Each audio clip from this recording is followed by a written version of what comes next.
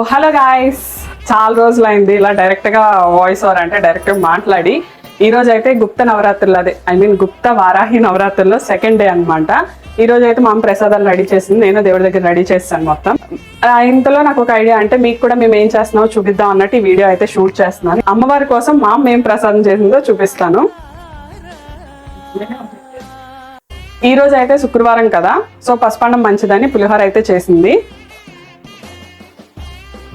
And బెల్లం పానకం, సలివిడి వడపప్పు, క్యారెట్. అమ్మవారికి అయితే పానకం చాలా కంపల్సరీ. అంటే ఈ 9 రోజులే కాదు, శుక్రవారం, మంగళవారం, లేకపోతే పంచమి తిథుల్లో కూడా పానకం పెట్టుకుంటే చాలా మంచిది వారాహి అమ్మవారికి. కాకపోతే మనం ఏంటంటే రాముల వారికి యాలకులు కాదు, మిరియాలు వేస్తాం కదా, అమ్మకైతే యాలకులు వేస్తాము.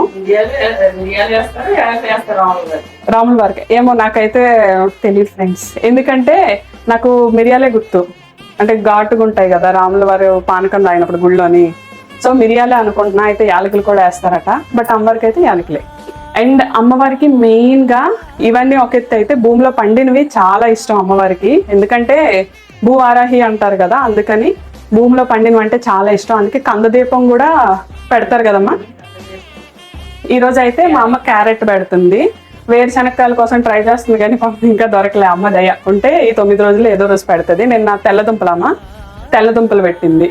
మన సబ్స్క్రైబర్స్ లో ఎంతమంది వారాహి నవరాత్రులు చేసుకుంటున్నారు కమెంట్ చేయండి. నాకైతే ఒక కమెంట్ వచ్చింది, అది నెక్స్ట్ వీడియోలో చెప్తాను.